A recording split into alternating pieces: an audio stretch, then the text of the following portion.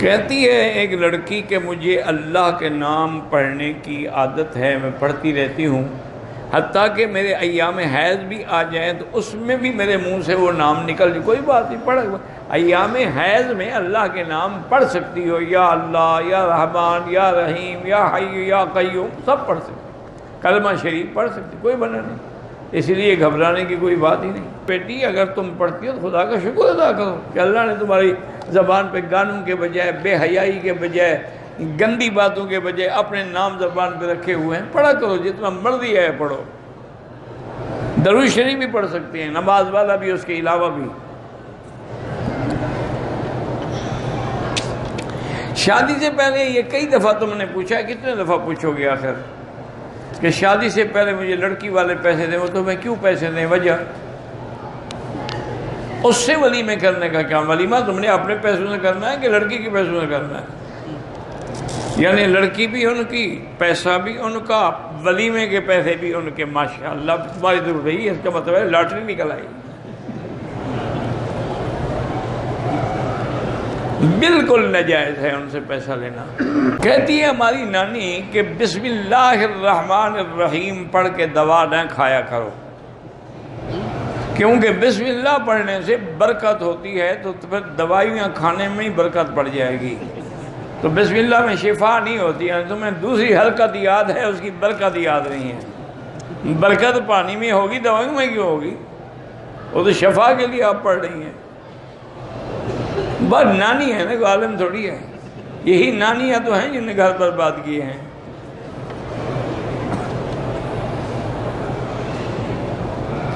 جو کھلم کھلا بدعت کرتے ہیں، مسجد بنا رہے ہیں، تو اس میں چندہ نہ دیں، چندہ وہاں لگائیں جہاں دین کا سیدھا کام ہو۔ قرضہ زیادہ ہے، اس کا علاج ہے کہ استغفار زیادہ پڑھو۔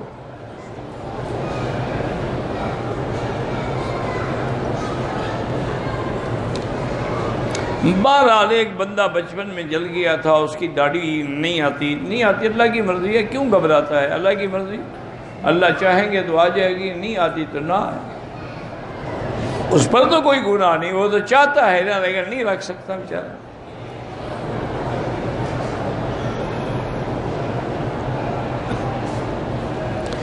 آپ نے کیری ڈبہ رکھا ہوا ہے مزدوری کے، اس پہ کوئی زکوٰۃ نہیں ہوتی۔ کہتے جی کہ میں نے ایک مولوی صاحب کی تقریر سنی ہے، انہوں نے کہا تھا کہ 12 ربیع الاول میں جھنڈیاں لگانا جو ہے نا، جو ہم جھنڈیاں لگی، اللہ کی سنت۔ اچھا، اللہ کی بھی سنت ہوتی ہے؟ اللہ کے بندے، سنت نبی کی ہوتی ہے، جس کو اتنا پتہ نہیں کہ اللہ کی سنت ہے۔ سنت اللہ یعنی اللہ کا طریقہ تو کہہ سکتے ہو کہ اللہ نے حکم دیا تھا جبریل کو کہ جا کے جھنڈیاں لگاؤ۔ اچھا، تم نے جبریل کو دیکھا تھا یا خدا کو دیکھا تھا جب وہ جھنڈیاں لگا رہا تھا، یا جھنڈیوں کو دیکھا تھا؟ کس نے دیکھا تھا؟ اتنا بڑا جھوٹ، اور وہ بھی نبی پر اور خدا پر۔ اللہ نے حکم دیا میرے نبی پہ درود پڑھو، یا ایھا الذین آمنوا صلوا علیہ وسلموا تسلیما۔ اللہ نے یہ حکم نہیں دیا کہ جھنڈیاں لگاؤ۔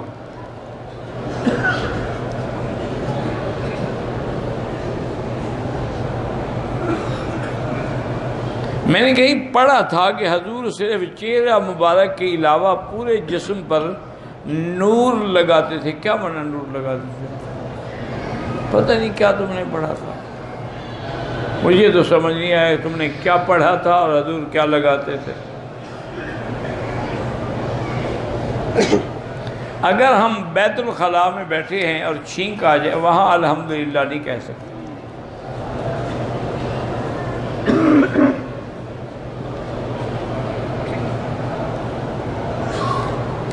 میں آپ کے لیے دعا کرتا ہوں، اللہ آپ کو جزا دے۔ اولاد بھی نہیں ہے، علاج بھی کرائیں، اور قرآن میں جو دعا ہے رب لا تذرنی فردا وانت خیر الوارثین، یہ پڑھا کرو۔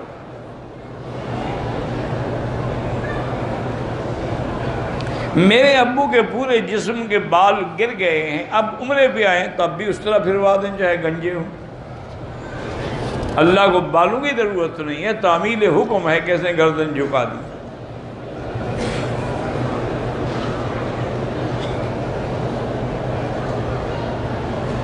اگر سفر میں ہم تھے، عصر مغرب عشاء کی نمازیں قضا ہو گئیں، پھر ہم ان کو اکٹھا قضا پڑھ سکتے ہیں؟ ہاں پڑھ سکتے ہیں۔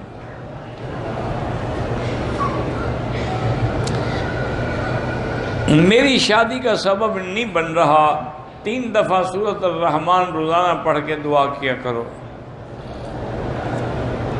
3 سال شادی کو ہو گئے، اولاد نہیں ہو رہی، تو اللہ سے دعا مانگو، رب لا تذرنی فردا وانت خیر الوارثین، اور میاں بیوی چیک اپ کراؤ، نقص کس میں ہے اس کا علاج کرو۔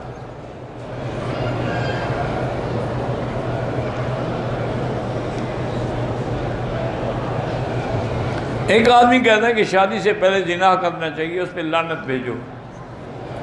اللہ نے زنا کو حرام کیا، وہ کہتا ہے پہلے ٹیسٹ کرو، یعنی بیوی کیسی ہے، بڑا بدبخت ہے وہ۔ اور پھر ایسی بیوی جو بغیر نکاح کے زنا کرائے گی، وہ پھر تمہاری بیوی وفادار بن کے رہے گی؟ انا للہ و انا الیہ راجعون۔ اللہ ہدایت دے، اور کیا کریں۔ میری لڑکی کا مہر 21,000 روپیہ ہے، وہ کہتی ہے کہ 5,000 ایک یتیم لڑکا مدرسے اس کو دو، 5,000 غریب رشتہ دار ہیں ان کو دو۔ ٹھیک ہے، جیسے وہ کہتی ہے دے دو، حق المال اس کا خالص حلال کا پیسہ ہے، وہ جہاں لگانا چاہے لگائے۔ میرا بیٹا جوان ہے، میں پہلے اس کی شادی کروں یا حج کروں؟ پہلے حج کر لو، شادی تو ہوتی رہے گی نا، آج تک نہیں کی تم نے، اب حج کے وقت تمہیں شادی یاد آ گئی ہے اس کی۔ وطر میں دعائے قنوت نہ پڑھے، سجدہ صاحب ہے۔ مکڑی کو نہیں مارنا چاہیے، ویسے شکار کرنا جائز ہے۔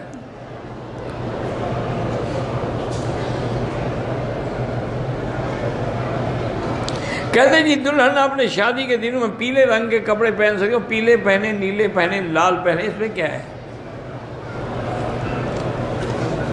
داماد اپنی ساس کے ساتھ حج پہ آ سکتا ہے، صدقہ مسجد کی طرح صدقہ لگ سکتا ہے، زکوٰۃ تعمیر میں نہیں لگتی۔ میت کے گھر والے مہمانوں کو، ہاں مہمانوں کو تم کھلاؤ، میت کے گھر والے نہ کھلائیں۔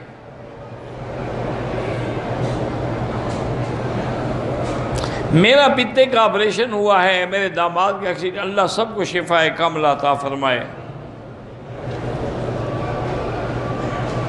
پسینہ سوکھنے سے پہلے مرد کی مزدوری لوٹانا، یعنی معنی ہے کہ جلدی دو، حکم یہ ہے، یہ معنی تھوڑا ہے کہ انتظار کرو پسینہ خشک ہو جائے، ہوئی سردی کا موسم، اس کو پسینہ نہ آئے تو مزدوری نہ دو کہ بھئی اب تمہیں پسینہ آئے نا پھر آگے لے جانا۔ کیوں گھڑتے رہتے ہو مسئلے؟ جو مالک پیسے نہیں دیتے قیامت میں پکڑے جائیں گے۔ حج اور عمرے پہ آنے سے پہلے رشتہ داروں کو ملنا چاہیے، ملنے تو اچھی بات ہے، تاکہ کوئی حقوق ہیں، کوئی حقوق والی بات ہیں تو معاف کروا لیں۔ مرد اپنے گھر میں عورتوں کی جماعت کرا سکتا ہے، ہاں اپنی عورتوں کی، لوگوں کی عورتوں کی نہیں۔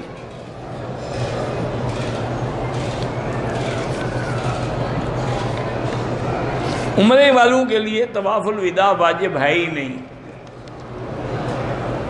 آب زمزم کو بیگ میں چھپا کے لے جاؤ یا سر پہ رکھ کے لے جاؤ، اس میں میرا کیا تعلق ہے؟